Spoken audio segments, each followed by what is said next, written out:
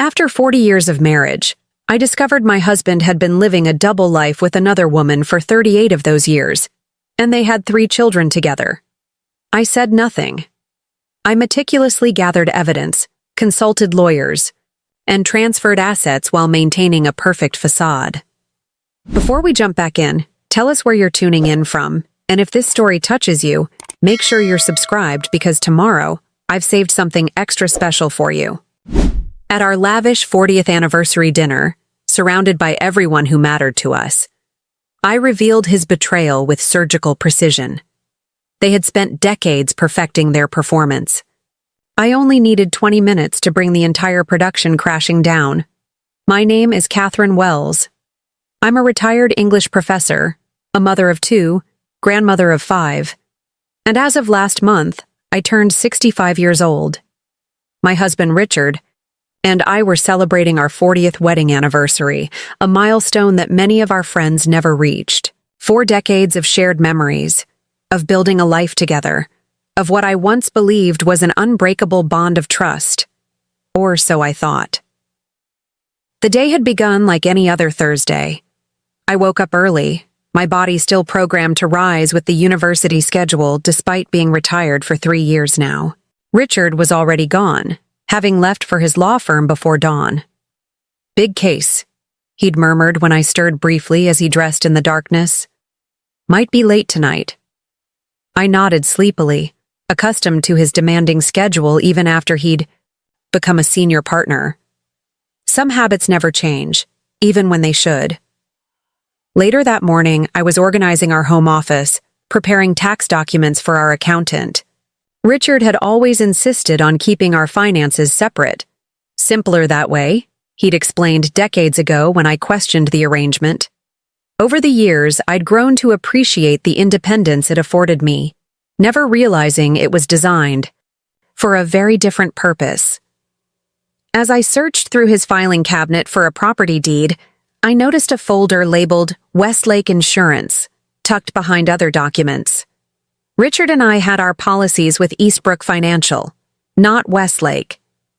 Curious, I pulled it out. Inside was an insurance policy, not for our home in Oak Ridge Hills, but for a house on 317 Maple Avenue in Westlake, a neighborhood about 40 minutes away. The policyholder was listed as Richard Wells, but the other name on the document made my heart stop: Elaine Donovan Wells. Below their names were listed 3 dependents: James Wells, 37, Sarah Wells, 34, and Michael Wells, 29. I sat down hard in Richard's leather office chair, the document trembling, in my hands. 3 children, 3 grown children I'd never known about, a house in a neighborhood I'd driven through countless times, never knowing my husband had built another life there, and a woman who apparently shared a hyphenated version of my last name. My first instinct was to scream, to call Richard immediately and demand answers, to drive to that address and see this parallel life with my own eyes. Instead, I carefully returned the document to its folder, placed it exactly where I had found it, and closed the drawer. With mechanical precision, I finished gathering the tax papers I'd originally been looking for. Then I walked to the bathroom, turned on the shower, stepped in fully clothed, and silently screamed until my voice gave out, the water masking any sound that might escape our empty house. That evening, when Richard returned home, I greeted him with a kiss on the cheek and handed him his favorite scotch, just as I had done thousands of times before. "How was your day?" I asked, my voice steady, betraying none of the earthquake that had shattered the foundation of my reality. He talked about depositions and motions filed, about an associate who had impressed him and a judge who hadn't. I nodded and asked appropriate questions, all while studying this stranger I had shared a bed with for 40 years. How had I missed it? Were there signs I had ignored? Weekends when he was at conferences or meeting clients, late nights at the office that happened with suspicious regularity, the separate finances that had seemed so progressive at the time, but now revealed themselves as the infrastructure of his deception. Looking back, the red flags were everywhere. not just fluttering gently in the breeze, but whipping violently in a hurricane I had somehow failed to notice. That night, as Richard slept soundly beside me, I stared at the ceiling, mentally calculating the timeline. Our son Thomas was 38, our daughter Elizabeth 36. James, this other son I'd never met, was 37. That meant Richard had started his other family while I was pregnant with Thomas, perhaps even before. Nearly the entirety of our marriage had been a lie. The weight of this realization pressed down on my chest until I could barely breathe. In the days that followed, I moved through our home like a ghost, performing the role of devoted wife while my mind raced in 1,000 directions. I began to notice details I'd overlooked before. How Richard kept his phone face down and password protected. How he always took certain calls in another room. How he maintained a separate email account for work matters that he never accessed when I was nearby. The separate bank accounts that had once seemed like a feminist stance now revealed themselves as compartments designed to keep his two lives from spilling into each other. I needed more information, more evidence, before confronting him. I hired a private investigator, a woman named Diana Reeves who specialized in matrimonial cases. "I've seen this before," she told me during our first meeting at a coffee shop 2 towns over. "More often than you'd think. But usually not for this long. 40 years, that's exceptional." She didn't sugarcoat the situation or offer false comfort, which I appreciated. I was done with illusions. Within a week, Diana had compiled a comprehensive report. Richard hadn't just maintained 2 households, he had crafted 2 complete identities. In Oak Ridge Hills with me, he was Richard Wells, senior partner at Wells, Harrington and Schmidt, respected community member, occasional golfer, and supporter of the symphony. In Westlake, he was Rick Wells, devoted family man who worked in corporate law, coached Little League when his children were young, and never missed a school play or recital. Diana's report included photographs, Richard, or Rick, with his arm around a petite blonde woman at what appeared to be a graduation ceremony. The 3 children, now adults, who shared his features in ways that were unmistakable. Family vacations to places Richard had told me he was at conferences, holiday gatherings that coincided with times he'd claimed to be working, an entire parallel life, meticulously documented and irrefutable. The most disturbing detail came from property records. The house on Maple Avenue had been purchased 38 years ago, just months after we bought our first home together. For virtually the entirety of our marriage, Richard had been maintaining 2 families, 2 homes, 2 lives. The level of calculation required was staggering. The depth of betrayal, unfathomable. I met with Diana again to review her findings. "What do you want to do with this information?" she asked when I had silently flipped through the last of the photographs. It was a simple question that required a complex answer. What did I want? Revenge? Dissolution? Understanding? Closure? "I need time to think," I replied. Diana nodded, her expression sympathetic but professional. "Take your time, but secure yourself financially before you make any moves.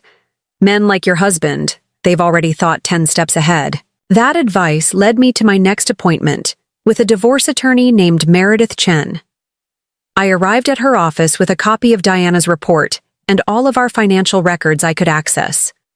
Meredith reviewed everything methodically, occasionally, making notes or asking clarifying questions. "Connecticut is an equitable distribution state," she explained when she had finished. "That doesn't necessarily mean 50-50, especially in cases of infidelity. The fact that he's maintained another household using marital assets works in your favor. But first, we need to ensure you have access to those assets." The next few weeks became an education in forensic accounting and strategic asset protection. With Meredith's guidance, I began the careful process of securing my financial future. I transferred my portion of our joint investments into accounts solely in my name. I documented every asset we owned together. I updated my will, removing Richard as beneficiary, and instead naming our children and grandchildren.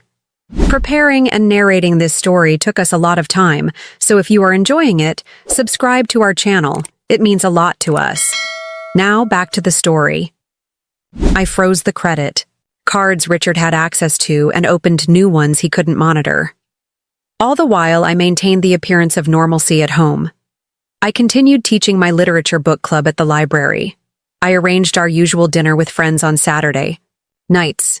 I even began planning what everyone believed would be a celebration of our 40th wedding anniversary. A milestone event Richard had surprisingly suggested himself, perhaps believing that reaching such a landmark would somehow legitimize the farce our marriage had become. "Let's do something special," he had said one evening over dinner, reaching for my hand across the table with the practiced ease of a man who had spent decades perfecting the art of deception. 40 years deserves a proper celebration, don't? You think? We could rent out the ballroom at the Hawthorne Hotel, invite everyone who matters to us, make it an event to remember. I had smiled and squeezed his hand in return. "That sounds lovely, Richard. I'll start making arrangements." And I did, though not precisely the arrangements he was expecting. The Hawthorne was indeed booked. Its grand ballroom with crystal chandeliers and floor-to-ceiling windows overlooking the gardens. Invitations were sent to our closest friends, colleagues, neighbors, and family members. I selected a menu of Richard's favorite dishes, ordered his preferred whiskey for the bar, and even hired the jazz quartet he enjoyed. Every detail was designed to create an atmosphere of celebration, of honoring a lifetime commitment that, for me, had shattered like glass the moment I found that insurance policy.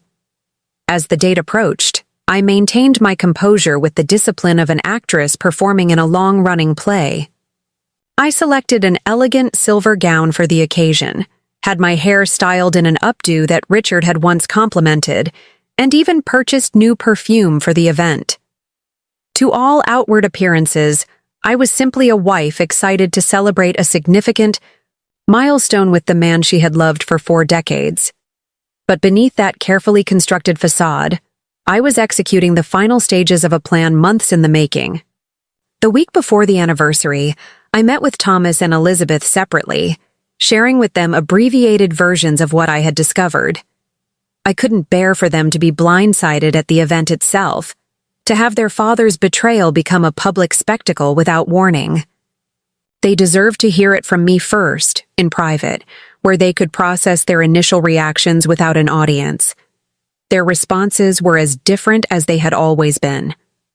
Thomas, analytical like his father, asked methodical questions about evidence and timeline, about financial implications and legal strategies.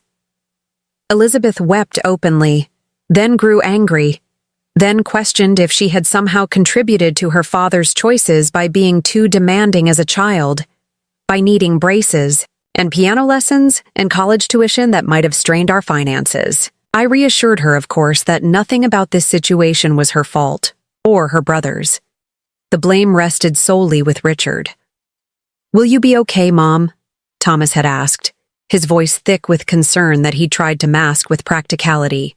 "Financially, I mean, and otherwise." "I will be," I assured him, with more confidence than I truly felt. "I've taken steps, and I have you both, which is what matters most." Elizabeth had hugged me tightly before she left. "Whatever you decide to do at this dinner, we're behind you. 100%. The day of the anniversary celebration arrived with perfect early autumn weather. The gardens of the Hawthorne were ablaze with late-season blooms, the ballroom awash in golden afternoon light as the staff made final preparations. I arrived early to oversee the details, the place cards, the flower arrangements, the slideshow of photographs documenting our 40 years together that would play on screens throughout the venue. Richard had offered to help, but I had insisted. This was my project, my gift to him. Another lie in a marriage built on them. As I adjusted a centerpiece of white roses and silver eucalyptus, my phone chimed with a text. It was from Diana Reeves. "Confirmed. Both parties will be in attendance." My heart stuttered in my chest before resuming its rhythm. Elaine Donovan Wells and her children, Richard's other children, had RSVP'd to their private invitations, sent weeks after the official ones went out to our regular guests. They had been told only that it was an important event concerning Richard Wells, one that would impact their future. Curiosity had done the rest. I checked my watch. 3 hours until the event began. 3 hours until 4 decades of deception would collapse like a house of cards. 3 hours until I reclaimed my dignity, my agency, my truth. For 40 years, I had been an unwitting character in Richard's elaborate production. Tonight, finally, I would write my own ending to the story. I took a deep breath, straightened my shoulders, and continued arranging white roses, each one a perfect symbol of the purity and honesty that our marriage had lacked. The confrontation that loomed ahead would be painful, public, and permanent. There would be no going back once certain words were spoken, certain truths revealed. But as I placed the final rose in the arrangement, I knew with absolute certainty that I was ready. More than ready, I was resolute. For too long, I had lived in the shadow of Richard's lies. Tonight, in front of everyone who mattered to both of us, I would step into the light of truth, whatever came after. The Hawthorne Hotel's grand ballroom transformed as evening fell. Hundreds of candles flickered to life, their golden glow reflecting off crystal glassware and polished silver. The quartet began to play softly in the corner, the gentle notes of "The Way You Look Tonight" filling the space as early guests arrived. I stood at the entrance, a flute of champagne in my hand that I had no intention of drinking, watching as Richard greeted each arrival with the practiced charm of a man who had spent his life in courtrooms, persuading others to believe his version of events. My gown, a deep midnight blue rather than the expected ruby red of a 40th anniversary, shimmered under the chandeliers. "You're not wearing red?" Richard had asked when he first saw me at home, his brow furrowed slightly. I thought that was traditional for a 40th. I had offered him an enigmatic smile. Blue has always been my color. Tonight is about being true to myself. He had accepted this with a nod, the subtle warning in my words sliding past him unnoticed. Thomas arrived early with his wife Amanda, and their 3 children. His eyes met mine across the room, a silent question in them. I gave a slight nod, confirming that yes, the plan was still in motion. Elizabeth and her husband David came soon after, their twin daughters dressed in matching blue dresses that mirrored mine, a coincidence that felt like cosmic affirmation. Elizabeth squeezed my hand as she kissed my cheek. "You look beautiful, Mom," she whispered, "and strong." By 7:30, the ballroom was filled with over 100 guests, colleagues from Richard's law firm and my university, friends we'd known for decades, extended family who had flown in for the occasion. I watched as Richard worked the room, accepting congratulations and slapping backs, every inch the successful attorney celebrating a lifetime achievement. He had always been good at this, making others believe in the narrative he constructed, whether in a courtroom or at a social gathering. "Everything looks lovely, Catherine," said Margaret Harrington, the wife of Richard's law partner and my friend of 30 years. 40 years. Quite an accomplishment these days. "Yes," I replied, meeting her eyes. "Quite extraordinary what some people can sustain." Something in my tone must have registered, because Margaret tilted her head slightly, studying me with new attention. "Are you all right, dear?" I smiled, the expression not quite reaching my eyes. "I'm about to be." At 8 o'clock, the maitre d' announced dinner would be served shortly. Guests began finding their place cards and moving toward their assigned tables. I had arranged the seating with surgical precision. Richard's colleagues at tables near the front, our closest friends scattered strategically throughout the room.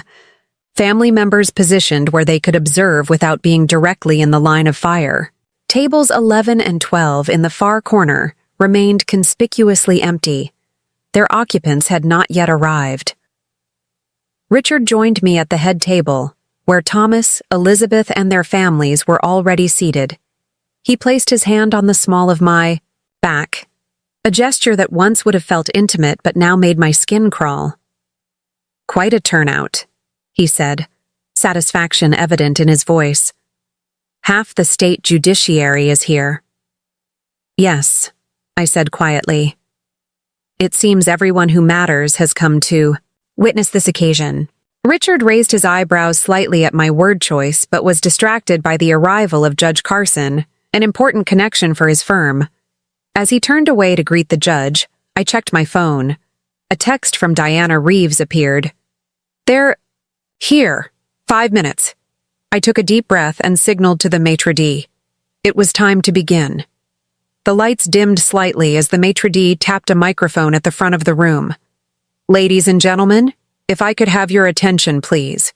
Mr. and Mrs. Wells welcome you to this celebration of their 40 years of marriage. Dinner will be served momentarily, but first, Mrs. Wells would like to say a few words." A spotlight found me as I rose from my seat and made my way to the podium. The room fell silent, faces turned expectantly toward me, smiles anticipating the usual platitudes of long-married couples, gratitude for shared years, gentle jokes about endurance, warm acknowledgement of love's perseverance. "Thank you all for coming tonight," I began, my voice steady despite the hammering of my heart. "Looking around this room, I see the tapestry of a life shared, colleagues who have become friends, neighbors who have become family, children who have grown into remarkable adults." I paused, letting my gaze move around the room, making eye contact with familiar faces. For 40 years, Richard and I have built what appeared to be a life together. We've celebrated triumphs, weathered challenges, raised children, and now, delight in grandchildren. Richard was watching me from our table, his expression pleased but slightly confused by my phrasing. What appeared to be a life together was not the expected language of an anniversary toast. "Many of you have asked me over the years what the secret is to a long marriage," I continued. "I used to say trust, communication, shared values. Now I know better." The room had grown utterly silent, the shift in my tone registering with the audience. "Now I understand that the secret can be compartmentalization, deception, and extraordinary commitment to maintaining elaborate lies." A murmur rippled through the guests. Richard's smile froze, his body tensing visibly even from across the room. 4 months ago, I discovered that my husband of 40 years has been living a double life for 38 of those years. My voice remained calm, almost conversational, as if I were discussing an interesting sociological phenomenon rather than the decimation of my life. Richard has maintained a second home, a second family, complete with 3 children and now grandchildren, in Westlake, 40 minutes from the house we've shared in Oak Ridge Hills. The murmuring grew louder. I saw Richard half rise from his seat, his face draining of color, but Thomas placed a restraining hand on his arm, keeping him seated. The movement was subtle but firm. We had discussed this moment. Richard would not be allowed to interrupt my reckoning. "For those of you who might require evidence before believing such an extraordinary claim," I continued, "I've prepared a brief presentation." I nodded to the technical assistant at the back of the room who had been instructed to operate the slideshow monitors. The screens around the ballroom flickered to life, displaying the first of Diana Reeves's photographs, Richard with his arm, around Elaine Donovan Wells at a high school graduation ceremony, their son James in cap and gown between them. The date stamp in the corner read June 2003. "This was taken the same week Richard told me he was at a legal conference in Chicago," I explained, my voice still measured. "Our son Thomas had just finished his first year of college. Richard was sorry to miss his return home for the summer, but work obligations couldn't be rescheduled." The image changed to show Richard cutting a cake shaped like the number 30, surrounded by Elaine and their 3 children, all raising glasses in celebration. "This was their 30th anniversary celebration," I said. "It occurred 3 weeks before our 30th anniversary, which Richard commemorated by taking me to dinner at Marcello's and giving me this necklace. I touched the pendant at my throat. A necklace identical to the one Elaine is wearing in this photograph. Gasps and whispers filled the room as image after image appeared on the screens. Richard at Sarah's wedding, Richard holding a newborn grandchild, Richard on vacation with his other family in places he had claimed to be working. The evidence was irrefutable, a digital catalog of betrayal spanning decades. Throughout the presentation, I kept my eyes on Richard. His face had moved through a progression of emotions: shock, anger, desperate calculation, and finally, a kind of defeated resignation as he realized the thoroughness of my evidence and the inescapability of this moment. When the final image faded from the screens, I allowed the silence to fill the room for several heartbeats before speaking again. Many of you are wondering why I would choose to share this revelation in such a public manner. I let my gaze move across the stunned faces of our guests. The answer is simple. Richard has carefully curated his public image for 40 years, building a reputation as an honorable man, a devoted husband, a respected attorney. That image has been as meticulously constructed as it is fundamentally false. It seemed only fitting that its dismantling should occur in the presence of those who have been unwitting participants in sustaining it. I looked directly at Richard now. For decades, you have divided your life between two women, two families, living a fractured existence that required elaborate deception to maintain. But the most intimate relationship you've maintained all these years wasn't with either me or Elaine. It was with lies. They have been your most constant companion, your most reliable partner. Richard's face had gone ashen. He looked suddenly older, diminished, the confident attorney replaced by a cornered man with no recourse to legal maneuvers or persuasive rhetoric. I have, of course, taken steps to protect myself financially, I continued, turning back to the audience. The details of that are private, but I want to assure our children and friends that I will be secure. As for the legal status of our marriage, those proceedings will begin next week. I paused, taking a moment to collect myself before the final act. There is one more element to tonight's revelation. I turned toward the back of the ballroom, where the maitre d' stood by the double doors. Please show in our final guests. The doors opened to reveal Diana Reeves escorting a group of 5 people, a blonde woman in her early 60s, 3 adults in their 30s, and a man who appeared to be one of their spouses. The woman, Elaine Donovan Wells, I presumed, looked confused and increasingly alarmed as she registered the nature of the gathering she had entered. Elaine, I said, my voice carrying clearly through the now silent ballroom. Thank you for coming. I believe you know Richard Wells, or as you may call him Rick, your husband of 38 years. Elaine's eyes widened as they locked on Richard, who had gone completely still at our table. Her confusion gave way to understanding, then to a horror that mirrored what I had felt in our home office months ago. Rick? She said, her voice barely audible even in the silent room. What is this? Who are these people? These people, I replied, include Richard's other children, Thomas and Elizabeth, and his other grandchildren.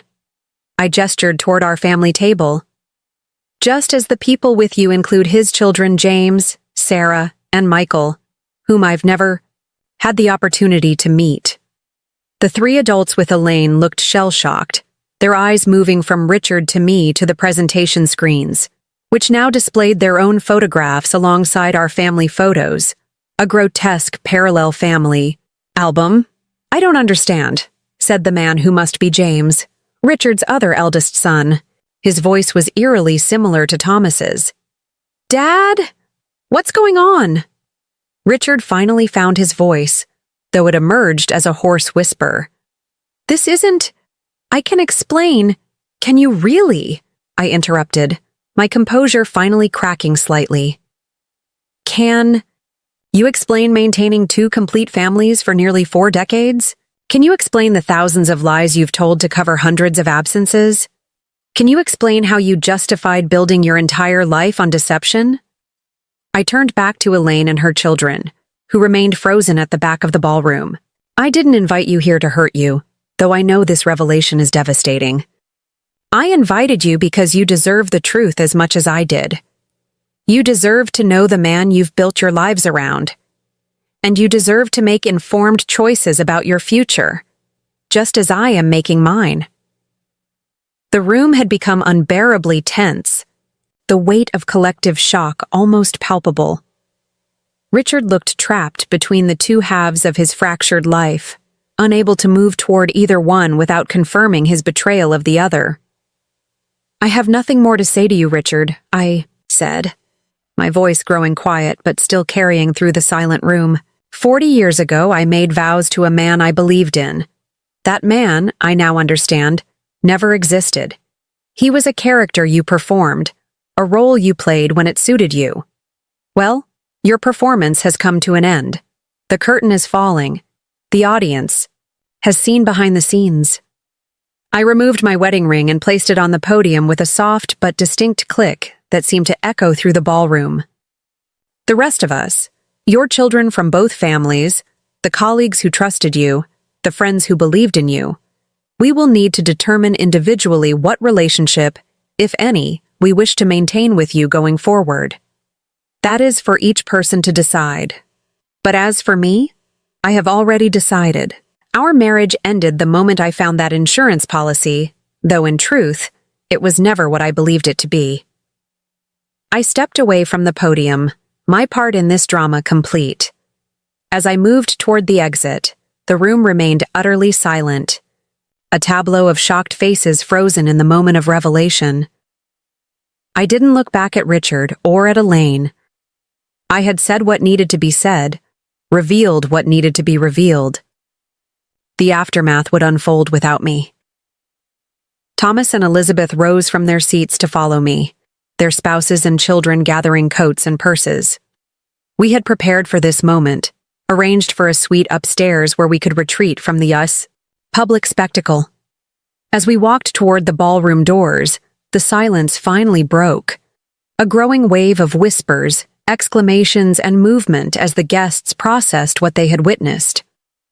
Richard called out once, "Catherine, wait!"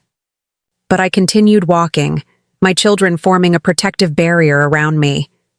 His voice, once so authoritative in courtrooms and at dinner parties, now sounded hollow, stripped of the power that deception had lent it for so long.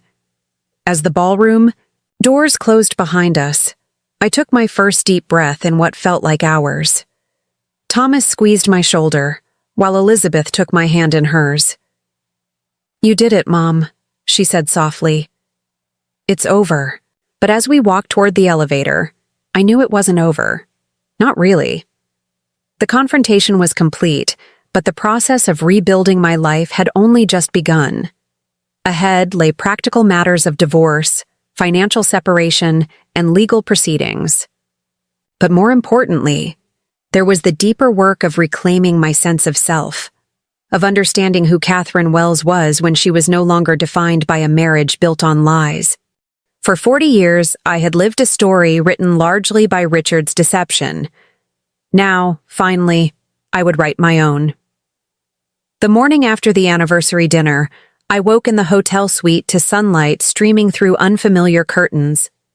For a disorienting moment, I couldn't place where I was or why I was there.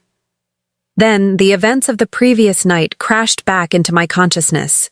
The presentation, Richard's face crumpling under the weight of exposed lies, Elaine's dawning horror as her life, unraveled in a room full of strangers.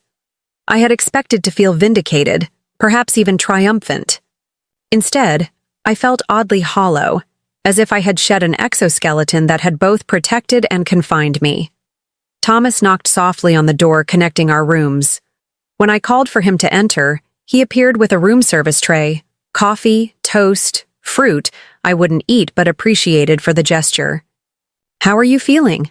he asked, setting the tray on the desk by the window. "Like I've survived something," I replied after a moment's consideration. "A plane crash, perhaps. Or a natural disaster." Thomas nodded, his father's analytical mind, showing in the careful way he studied me. The lobby is crawling with Dad's colleagues, some reporters too. Word got out. Of course it had. A scandal involving a prominent attorney with two families was exactly the kind of story that traveled fast in legal circles. By Monday, it would likely reach the local news. I couldn't bring myself to care. Elizabeth made reservations for brunch. At Westfield's, Thomas continued. Private room in the back, 11 o'clock if you're up for it. I nodded, grateful for my children's foresight. They had anticipated that I might need sanctuary this morning, a sheltered space to process before facing the world that had tilted on its axis. After Thomas left, I showered and dressed in clothes. Elizabeth had packed for me, not the ones I'd brought to the hotel for the anniversary weekend, which carried the taint of my old life, but fresh ones she'd collected from my closet yesterday afternoon while Richard was at his office. The simple act of putting on clothes my daughter had chosen felt like stepping into a new identity. My phone had been off since the dinner. Now, reluctantly, I powered it on, bracing for the deluge. Immediately, notifications flooded the screen. 27 voicemails, 43 text messages, 68 emails. Richard's name appeared repeatedly, alongside those of friends, colleagues, family members. I set the phone aside without reading any of them. They could wait. Today was for regrouping, for breathing, for beginning to imagine a future I had never planned for. At Westfield's, Elizabeth and her family had already claimed the private dining area, a sunlit alcove separated from the main restaurant by French doors. Thomas, Amanda, and their children arrived moments after I did. The grandchildren, blessedly, seemed unaffected by the previous night's drama, chattering about cartoons and playground politics, as if their grandfather hadn't just been exposed as living a double life for nearly 4 decades. "Mom," Elizabeth said once we were all seated and the server had taken our orders, "we need to talk about practicalities." Always the organized one, she had a notepad beside her plate, several items already listed in her neat handwriting. "Where will you stay?" "The house in Oak Ridge is half mine, legally," I finished for her. "And I have no intention of leaving it. Richard can find other accommodations." Elizabeth exchanged a glance with Thomas. "Dad's been calling us both non-stop," Thomas said. "He's, well, desperate would be the word, wants to meet with you, says there are explanations we need to hear." "What possible explanation could justify 40 years of deception?" I asked, not expecting an answer. "No, I have no interest in hearing Richard's justifications. My attorney will communicate with his from now on." The conversation shifted to practical matters, changing locks, securing financial accounts, updating legal documents. My children had already sprung into protective action, researching steps to shield me from whatever fallout might come. Their competence and care brought the first genuine warmth I'd felt since the discovery of Richard's betrayal. "There's something else?" Elizabeth said hesitantly as our meals arrived. "We've been contacted by the others, James and Sarah." She avoided saying your husband's other children, for which I was grateful. "They want to meet you." I set down my fork, appetite vanishing. "Why?" "They said they have questions only you can answer," Thomas explained. "About when it started, what he told you about his schedule all these years. Apparently their mother is in no condition to discuss it." I could well imagine Elaine's state. Her world had imploded in front of strangers. At least I'd had months to process my discovery in private. The thought of meeting Richard's other children, seeing his features, reflected in faces that had been strangers to me 24 hours ago, made my stomach clench. But hadn't I forced a similar confrontation on them? Didn't I owe them at least the courtesy of answering their questions? "I'll think about it," I said finally. "Not today, maybe not this week. But eventually, yes." The rest of brunch passed with discussions of logistics. Thomas would stay at the house with me for a few days. Elizabeth would handle canceling the joint credit cards. Their spouses would field calls from concerned friends and family. A plan was taking shape, a way forward through the minefield Richard had laid around our lives. After brunch, Thomas drove me home. The house looked exactly as I'd left it the previous day, but felt fundamentally altered, as if the walls themselves had absorbed the knowledge of Richard's betrayal and now stood witness to the end of an era. Thomas carried my overnight bag upstairs, checked that all windows and doors were secure, then settled in the guest room with his laptop to begin the process of changing passwords on our shared accounts. Left alone in the bedroom I'd shared with Richard for decades, I opened his closet and stared at the precisely arranged suits and shirts, each one representing a different facet of his deception. The charcoal gray he wore to important court dates, the navy blue reserved for client meetings, the subtle pinstripes favored for depositions. And somewhere in Westlake, I imagined, another closet with another wardrobe, perhaps more casual clothes for his role as Rick, the family man who coached Little League. I began removing everything from the closet, methodically emptying it of Richard's presence. When Thomas came to check on me, he found me surrounded by piles of expensive menswear. "Mom, you don't have to do this now," he said gently. "Yes, I do," I replied, not pausing in my work. Every moment these things remain is another moment I'm living in a museum of lies. Thomas helped without further comment. By evening, we had packed all of Richard's clothing into bags and boxes, clearing out his closet, his dresser, his side of the bathroom. We left the boxes in the garage. Richard could arrange to collect them when I wasn't home. That night, I slept in the guest room, unwilling to lie in the bed I'd shared with a stranger for 40 years. Sleep came in fitful bursts, interrupted by dreams of parallel lives and hidden doors leading to rooms I hadn't known existed in my own home. The doorbell rang at 7:30 the next morning. Thomas got there before I could, opening it to find Richard on the doorstep, unshaven and wearing the same clothes from the anniversary dinner, now rumpled as if he'd slept in them, or more likely, not slept at all. "I need to speak with your mother," he said, his voice hoarse. "That's not happening," Thomas replied firmly, blocking the entrance. "Thomas, please, she's still my wife. There are things she needs to understand. You forfeited any right to explanations when you maintained two families for 38 years, Thomas snapped, his composed facade cracking. "Do you have any idea what you've done to her? To us?" "Son, please, don't call me that," Thomas said, his voice dropping dangerously low. "Not now. Maybe not ever again." I appeared in the hallway behind Thomas, drawn by the confrontation. Richard's eyes found mine, desperate and pleading. "Catherine," he said, my name emerging as a broken sound. "Please, just 10 minutes. I can explain." "There is nothing to explain," I said, surprised by the steadiness of my voice. "The facts are clear, Richard. You've been living a double life for nearly our entire marriage. What explanation could possibly matter now?" "It wasn't what you think," he insisted. "I got trapped in an impossible situation. Elaine was pregnant, but I loved you.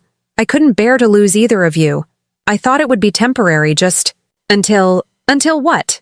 I interrupted. "Until James was grown? Then Sarah came along and Michael. Decades passed, Richard. Every day, every hour, you made the choice to continue deceiving both of us." Richard's shoulders slumped. For the first time, I noticed how old he looked, the lines around his eyes deeper than I'd realized, the gray in his hair more pronounced. Or perhaps I was simply seeing him clearly for the first time, without the filter of trust that had colored my perception for 40 years. "Meredith Chen will be handling the divorce," I said, referring to my attorney. "Have your lawyer contact her. Any communication between us will go through legal channels from now on. Catherine, please. Goodbye, Richard." I turned and walked away, back into the house that no longer felt like a home, but rather a stage set where I'd unwittingly performed in a play whose script had been written without my knowledge. Behind me, I heard Thomas firmly close the door, then the sound of Richard's car starting and pulling away from the curb. Later that day, Diana Reeves called with an update I hadn't expected. "Mrs. Wells, I've been contacted by Mrs. Donovan Wells, Elaine. She's requesting a meeting with you." I gripped the phone tighter. "Did she say why?" "She said she thinks you both deserve answers that only the other might have. She suggested meeting on neutral ground, with mediators present if you prefer." The thought of sitting across from the woman who had shared my husband for decades, comparing notes like members of some bizarre book club, made me feel slightly nauseated. Yet I couldn't deny a certain curiosity. What had Richard told her about his absences? What reasons had he given for the separate finances, the missed family events? "I'll consider it," I said, echoing my response about meeting Richard's other children. Not immediately, but perhaps in time. The next week passed in a blur of practical activities. I changed the locks, met with Meredith to begin formal divorce proceedings, and fielded carefully screened calls from a few close friends. Margaret Harrington came by with a casserole and a bottle of expensive whiskey. "For medicinal purposes," she said, embracing me tightly. "What Richard did was unforgivable, Catherine, and William and I want you to know we stand with you." I was touched by her loyalty, but not surprised. The Harringtons had always been people of principle. I wondered how many of our other friends would choose sides so decisively, how many would try to remain neutral, how many would distance themselves entirely from the messiness of our situation. 10 days after the anniversary dinner, I received an email from James Wells, Richard's eldest son with Elaine. The message was formal, almost clinical in its detachment. "Mrs. Wells, I hope this message finds you as well as can be expected under the circumstances. My siblings and I have been processing the revelations of last week and trying to make sense of a life that now appears to have been built on fundamental untruths. We understand that you may have no desire to engage with us, and we would respect that decision. However, if you are willing, we would like to meet briefly, not to assign blame or revisit painful details, but to acknowledge what we have unwittingly shared and perhaps find some measure of understanding that might help us all move forward. There is a coffee shop called Meridian on Elmwood Avenue that would provide neutral territory. We could meet at a time of your choosing, for as long or as short a duration as you prefer." Respectfully, James Wells I read the email several times, struck by the measured tone, the careful consideration of my position. It revealed a maturity that spoke well of James, despite the circumstances of his upbringing. After consulting with Elizabeth and Thomas, who both offered to accompany me but understood when I declined, I replied with a proposed date and time. The meeting with James, Sarah, and Michael took place on a Tuesday afternoon. Meridian was quiet, most of the lunch crowd having returned to offices. I arrived early, selecting a table in the corner that offered some privacy while remaining in public view. When they entered, 3 adults who carried echoes of Richard in their features, I felt a strange doubling, as if I were seeing alternate versions of my own children in a parallel universe. The conversation began awkwardly, with careful introductions and polite offers to fetch coffee. Once we were settled with our drinks, an uncomfortable silence fell, no one quite knowing how to bridge the gulf between us. "Thank you for agreeing to meet," James finally said. He was the most like Richard in appearance, the same strong jawline, the same way of tilting his head slightly when speaking seriously. "We don't really know where to begin." "Perhaps with what you hope to gain from this meeting," I suggested, not unkindly but directly. "What questions do you have that I might be able to answer?" Sarah, the middle child, leaned forward. She had Richard's eyes but Elaine's coloring. "When did you discover us? Before the anniversary dinner, I mean."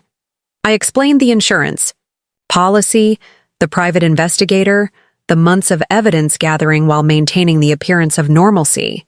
They listened intently. occasionally exchanging glances I couldn't interpret. "And in 40 years, you never suspected?" Michael asked. He was the youngest, with less of Richard in his features, but something of his manner in the precise way he arranged his coffee cup and napkin. "There were discrepancies," I admitted. "Unexplained absences, phone calls he took in another room, business trips that seemed to multiply as the years passed. But I trusted him. That was my choice, my mistake. It was his betrayal, not your mistake," Sarah said firmly. "Mom is saying the same thing, blaming herself for not seeing the signs, but he's the one who created this situation." I felt an unexpected kinship with Elaine in that moment, both of us revisiting decades of memories, reinterpreting them through the lens of new knowledge, wondering how we could have been so thoroughly deceived by someone we thought we knew, completely. "What will you do now?" James asked after a pause. "Divorce him," I replied without hesitation. "Rebuild my life. Redefine myself outside the context of a marriage that wasn't what I believed it to be." I looked at each of them in turn. "And you? What are your intentions regarding your relationship with Richard?" They exchanged glances again, a silent communication that reminded me of how Thomas and Elizabeth often seemed to read each other's thoughts. "We haven't decided," Michael said. "Mom is struggling. She's staying with Sarah for now. Dad has been trying to contact all of us, but we're not ready to speak with him yet." "He needs to explain himself," Sarah added, a hard edge to her voice. "Not that any explanation could justify what he's done, but we need to understand how he could live like this for so long. How he could lie to our faces every day for our entire lives." James nodded in agreement. "The man we thought was our father, devoted, principled, honest to a fault, never existed.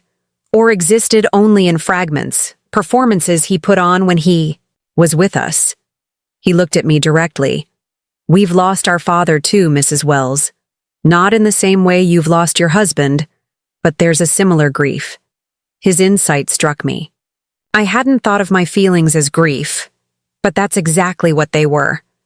Mourning not just for the marriage that had ended, but for the husband who had never truly existed as I'd believed him to be. "Will you keep his name?" I asked, realizing I didn't know if they shared my dilemma about this detail. "I'm considering changing mine," Sarah said. "I got married last year and took my husband's name, Ferguson, but kept Wells as my middle name. Now I'm thinking of dropping it entirely."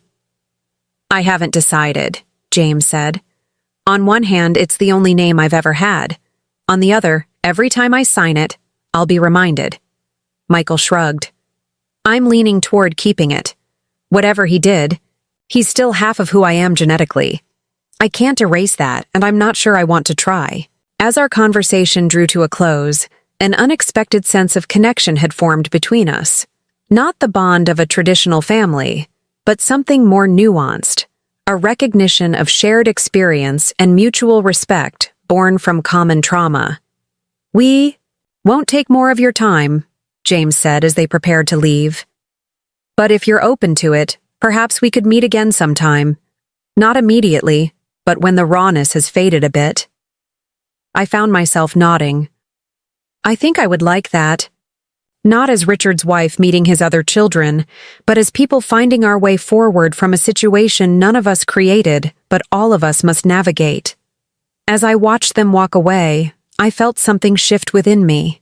Not forgiveness, not acceptance, but perhaps the first tentative step toward whatever came next. For 40 years, I had been defined primarily as Richard's wife. Now I would define myself. 6 months after the anniversary dinner that had shattered the illusion of my marriage, I stood in the doorway of what had once been Richard's home office, surveying the empty space. The mahogany desk where he'd worked, on briefs late into the night, was gone. The wall of law books had been donated to the university's legal clinic. The filing cabinet that had concealed the Westlake insurance policy, the first domino in the collapse of my former life, had been removed, leaving only a faint rectangular outline on the carpet. The divorce proceedings were moving forward with surprising efficiency. Richard, perhaps hoping to minimize further public embarrassment, had agreed to my terms with little resistance.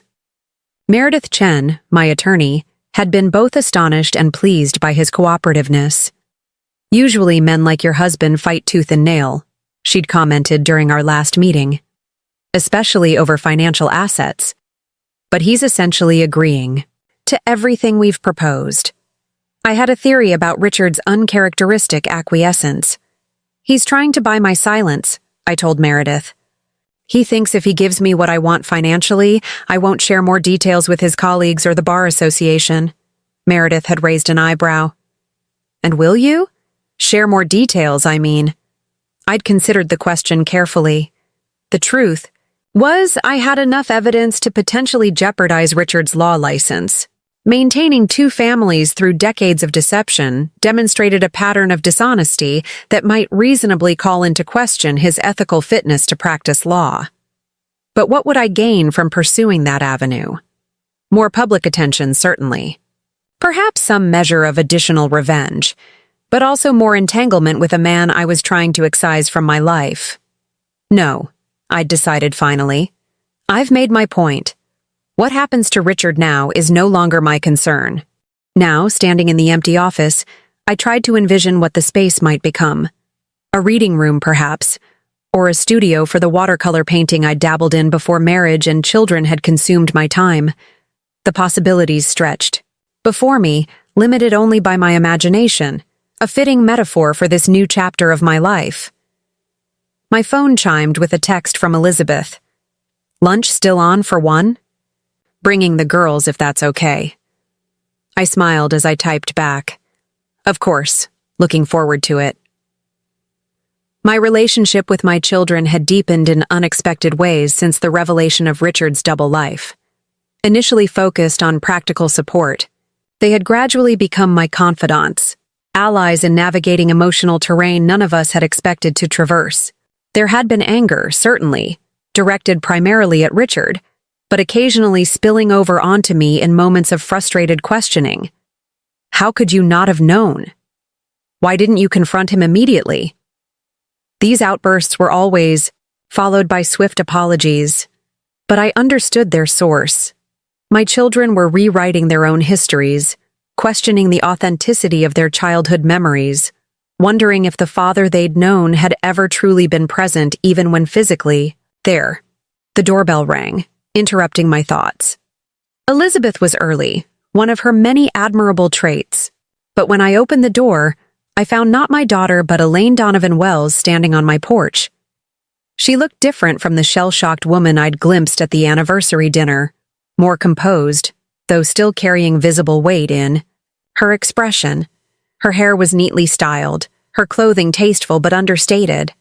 In her hands, she clutched a manila envelope. "Catherine," she said, her voice steady but tentative. "I hope I'm not intruding. James mentioned you'd been willing to meet with them, and I thought perhaps—" She trailed off, suddenly uncertain. I considered closing the door. This was an intrusion, after all, into the sanctuary I'd been carefully rebuilding. But curiosity won out over defensiveness. "Would you like to come in?" I offered, stepping aside. Elaine hesitated, then nodded, following me into the living room. She perched on the edge of the sofa, her gaze moving around the space, taking in the changes I'd made. New artwork on the walls, furniture rearranged, all traces of Richard methodically erased. "Your home is lovely," she said politely. "Thank you? It's different now. I've been making changes." A moment of awkward silence stretched between us. Two women connected by decades of unwitting shared experience, yet fundamentally strangers to each other. "I won't take much of your time," Elaine finally said. I've been sorting through things, trying to make sense of it all." She placed the manila envelope on the coffee table. "I found these. I thought you might want to see them." I made no move to take the envelope. "What are they?" "Letters," she said. "From the early years, before email was common. Richard, Rick traveled frequently for work, or so I believed. He wrote to me from these trips. At least, that's what I thought at the time. My stomach tightened. You mean he was here, with me, while writing to you pretending to be elsewhere? Elaine nodded, a flash of shared pain crossing her features. Yes, and I imagine the reverse was also true. Times he was with me, writing to you with similar fabrications. She gestured to the envelope. There are date stamps on many of them, postmarks from cities he claimed to be visiting. I still didn't touch the envelope. Why would I want to read these? Because they contain a piece of the puzzle, Elaine said simply. I've been trying to reconstruct the truth, to separate reality from the elaborate fiction he created. These helped me begin to establish a timeline. I thought they might do the same for you. She paused. We don't have to be enemies, Catherine. We're both victims of the same man's deception. The word victims rankled. I had spent months reclaiming my agency, refusing to see myself as passive or powerless. Yet there was truth in what Elaine said. Neither of us had chosen this situation, had knowingly entered into this bizarre triangle. Have you been in contact with him? I asked, changing the subject. Elaine's expression tightened almost imperceptibly. Initially, no. I refused his calls, returned his letters unopened. But eventually, yes, we've spoken several times. And he's provided what he considers explanations, justifications, really. She shook her head slightly. According to Richard, it began as a temporary arrangement. He met me while already engaged to you. When I became pregnant unexpectedly, he panicked. Couldn't bear to lose you, couldn't abandon me and his child. He claims he intended to resolve the situation, but time passed, more children came, and the deception calcified into a way of life. I laughed, the sound devoid of humor. How convenient for him. Did you believe this narrative? I believe he believes it, Elaine said carefully. Men like Richard, like Rick, are masters of self-justification. They construct realities that allow them to live with their choices. Her insight surprised me. You seem to have analyzed this quite thoroughly. I've had excellent therapy, she replied with a hint of wry humor. A necessity under the circumstances. Something shifted in the atmosphere between us. Not quite camaraderie, but a kind of recognition. We were two intelligent women who had been deceived by the same skilled liar, now working to reconstruct our understanding of decades of shared history. Would you like some tea? I found myself offering. Elaine accepted, and we moved to the kitchen, where the familiar ritual of boiling water and selecting tea bags provided a welcome structure to our unusual encounter. As we sat at the kitchen table, cradling steaming mugs, the conversation flowed more naturally. James mentioned you might be keeping the house, Elaine said. I nodded. And you? What will happen with the Westlake property? Selling it. Too many memories. I'm looking at condominiums nearer to Sarah's family. She took a cautious sip of tea. The grandchildren are what keep me going some days. They're innocent in all this. Yes, I agreed, thinking of my own grandchildren, whose lives had been peripherally but significantly impacted by their grandfather's deception. They're the future, untainted by the past. We talked for nearly an hour, comparing notes on Richard's methods of deception, the elaborate systems he had maintained to keep his dual lives separate. There was an almost academic quality to our discussion, as if we were analyzing a complex case study rather than our own lived experience. As Elaine prepared to leave, she gestured to the manila envelope, still untouched on the coffee table. Will you read them? I considered the question. Perhaps. Not today, but sometime. She nodded, in understanding. They helped me in a strange way, made the past more comprehensible, even if they couldn't make it acceptable. She hesitated at the door. Catherine, I want you to know, I never knew about you. Not until that night at the Hawthorne. Whatever you might think of me, please believe that. I studied her face, searching for signs of deception and finding none. I believe you, I said finally. And I hope you believe that I never knew about you either. After Elaine left, I returned to the empty office space, my mind churning with our conversation. I had never expected to feel any connection with my husband's other wife, yet there had been moments of genuine understanding between us. We had both been actors in Richard's elaborately staged production, reading from scripts he had written, performing roles he had assigned us. But now we were writing our own stories. My phone chimed again, Elizabeth checking if she should pick up lunch on her way over. The mundane question grounded me, pulling me back from philosophical reflection to practical reality. This was my life now. Lunch with my daughter and granddaughters, plans for redecorating empty rooms, decisions made solely for my own benefit. When Elizabeth arrived with the twins, the house filled with the chaotic energy only small children can generate. As we ate sandwiches and the girls regaled me with tales from kindergarten, I found myself smiling genuinely, present in a way I hadn't been for months, perhaps for years. "You seem lighter today, Mom," Elizabeth observed after the girls had gone to play in the backyard. "I had an unexpected visitor," I replied, explaining Elaine's appearance and our conversation. Elizabeth's eyes widened. I don't know what that is. Weird? Brave? Both? Both, I agreed. But also oddly helpful. There's something to be said for comparing notes with the only other person who truly understands the scope of what Richard did. "And the letters?" Elizabeth asked, noticing the envelope. "Will you read them?" "I'm not sure yet. Part of me wants to know everything, to fully understand the extent of his deception. Another part wants to move forward without entangling myself further in the past." Elizabeth considered this. "Maybe there's a middle path. Knowledge without obsession, understanding without being consumed by it." Her wisdom, so beyond her years, made my heart swell with pride. "When did you get so insightful?" She shrugged, a small smile playing at her lips. "I had a good teacher." After Elizabeth and the twins left, I found myself drawn back to the empty office. Standing in the center of the room, I closed my eyes and tried to envision its future. The image that formed was unexpected. Not a reading room or art studio, but a small classroom.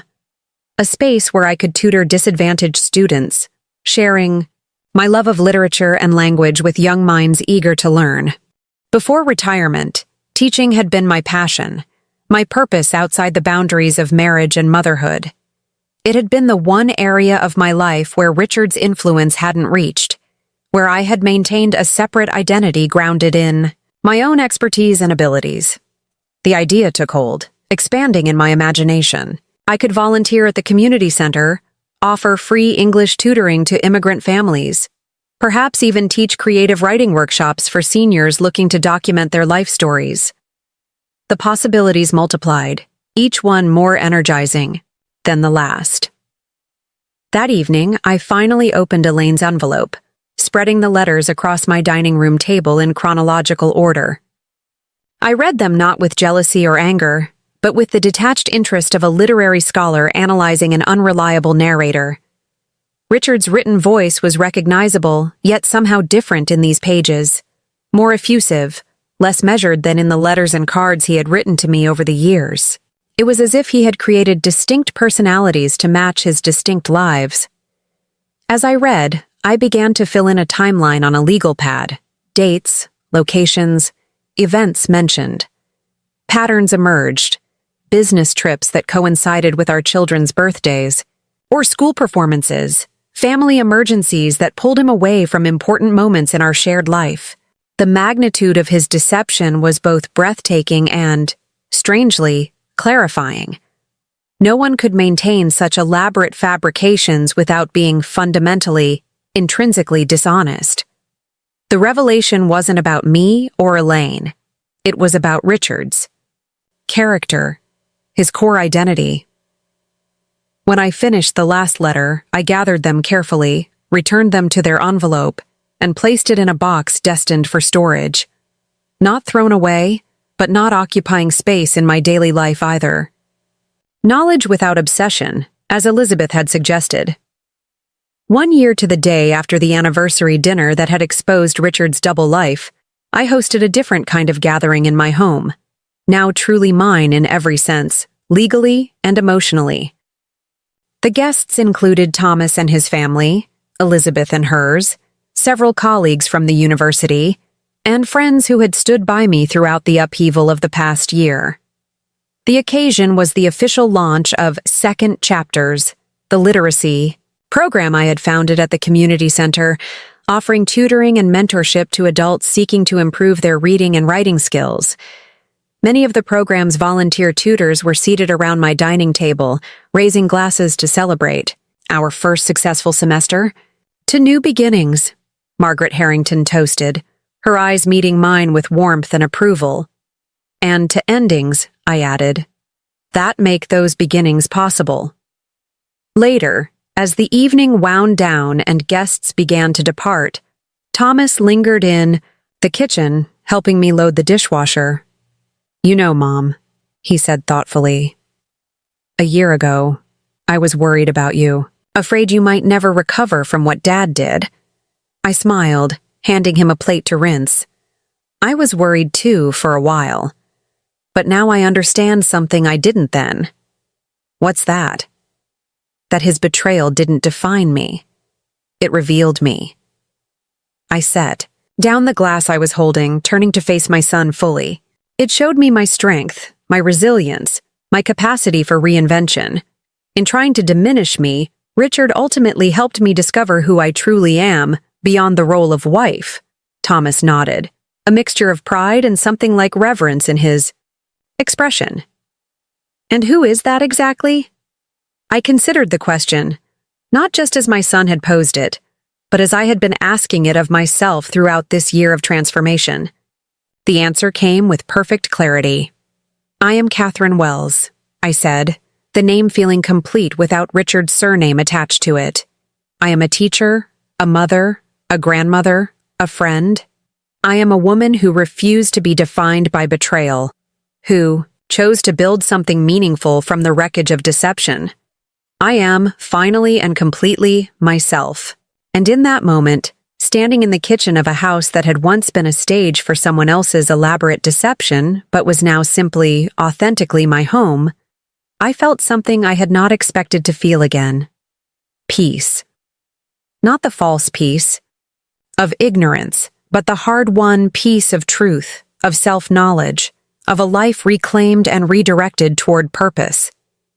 The anniversary dinner had been an ending, yes, but more importantly, it had been a beginning. My beginning. 3 years after the anniversary dinner that had exposed Richard's double life, I found myself in an unlikely position, seated across from James Wells at an outdoor cafe in Boston, reviewing a manuscript he had written about our shared experience. I changed all the names, of course, he explained, nervously watching my expression as I turned the pages. And I've been careful to present multiple perspectives, not just my own. The book, titled Fractured Reflections, Growing Up in a Family. Built on lies, was James's attempt to process his experience as Richard's oldest son from his relationship with Elaine. When he'd first approached me about the project 18 months earlier, my instinct had been to decline any involvement. I had moved forward with my life, established new patterns and purposes. Revisiting the past seemed counterproductive, but James had been persistent, respectful, but determined. This isn't just about exposing Dad, he'd insisted during a phone call that had stretched longer than I'd intended. It's about understanding how deception shapes the people caught in its web, how children internalize parental behavior, how families construct narratives that define them, how truth can be both devastating and liberating. His eloquence and sincerity had eventually persuaded me to meet with him periodically as he worked on the manuscript. Our conversations had evolved from cautious exchanges about Richard to deeper discussions about identity, trust, and resilience. James, I discovered, had inherited his father's analytical mind, but coupled it with a level of emotional intelligence and ethical awareness that Richard had conspicuously lacked. "What do you think?" James asked now, his expression a mix of professional curiosity and personal vulnerability. At 39, he bore an uncanny resemblance to the Richard I had married, though his demeanor was entirely his own. "It's remarkably balanced," I replied honestly. "I expected more anger." James nodded, stirring his coffee thoughtfully. "I was angry, furious really, for the first year. But eventually I realized that staying angry was keeping me connected to him in a way I didn't want to be. Writing this has been a way to process that anger, to transform it into something constructive." I understood that impulse completely. My own journey had followed a similar trajectory, though I had processed my feelings through action rather than words. Building the literacy program, mentoring students, creating a life defined by what I offered rather than what had been taken from me. "Have you shown this to your mother?" I asked, returning the manuscript to its folder. "Parts of it. She's still—" He hesitated, searching for the right word. "Raw, I guess. The betrayal hit her differently." I nodded, understanding the distinction, without judgment. Elaine and I had maintained a cordial if distant relationship since our tea in my kitchen. Occasional emails, rare phone calls when specific issues required discussion. We had taken different paths in the aftermath of Richard's exposure. I had divorced him definitively and recreated myself independently, while Elaine had engaged in a prolonged process of confrontation and attempted understanding. Last I'd heard, she was still in periodic contact with Richard, who had relocated to Arizona after the divorce was finalized. Whether their communication was driven by unresolved feelings or practical matters related to their shared children and grandchildren, I didn't know and didn't ask. My own relationship with Richard had been reduced to formal communications through attorneys, then tapered to nothing once legal matters were settled. "How's the program going?" James asked, changing the subject. He had visited second chapters several times, even volunteering occasionally as a writing coach for adult learners. "Expanding," I replied, unable to keep the pride from my voice. "We've opened a second location in Hartford. The waiting list for tutoring is over 50 people now." What had begun as a small literacy initiative had grown into a comprehensive educational support system for adults seeking to improve their lives through reading and writing. I had secured grants, recruited volunteers, developed curriculum. The work was demanding but deeply satisfying. "And the book club, still meeting?" I smiled at his question. The book club had been an unexpected outgrowth of my personal journey. A gathering of women in their 60s and 70s, most divorced or widowed, who met monthly to discuss literature and life. It had begun almost accidentally when Margaret Harrington introduced me to several friends going through major life transitions. Our first meeting, intended as casual social support, had evolved into a regular forum for intellectual and emotional exploration. "Thriving," I confirmed. "We're tackling Middlemarch next month." James laughed. "Ambitious." "Life's too short for simple reads," I replied, a phrase that had become something of a motto among the book club members. As our lunch concluded and we prepared to part ways, James surprised me with an invitation. "Sarah's youngest is graduating high school next month. She's having a small celebration at her place in Westlake. She asked me to invite you if you're comfortable with the idea." I paused, considering the implications. I had met James's siblings several times over the past 3 years, but always on neutral ground, cafes, restaurants, once a museum.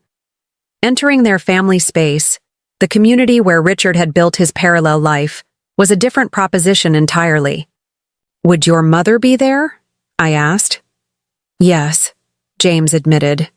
"And possibly Dad, though Sarah's made it clear to him that you would be the priority guest if there's any conflict." The fact that they would prioritize my comfort over Richard's presence touched me unexpectedly. These were not my children, not my family in any traditional sense. Yet some connection had formed between us. A bond forged in shared experience and mutual respect. "Let me think about it," I said finally. "I'll let you know next week." On the train back to Connecticut, I found myself contemplating this latest development. 3 years ago, the idea of attending a family function with Richard's other children would have seemed absurd, even painful. Now it registered as merely complex, requiring careful consideration, but not triggering the visceral rejection it once would have. I'd learned that healing wasn't linear. It came in unexpected moments, through surprising connections, through teaching adults who had never completed high school, but showed more courage than I'd ever needed to muster, through friendships with women who had reinvented themselves multiple times throughout their lives, through conversations with James, Sarah, and Michael, who had every reason to resent me for exposing their father, but had instead approached me with curiosity, and eventually, remarkably, with something like kinship. That evening, I discussed the invitation with Elizabeth during our weekly phone call.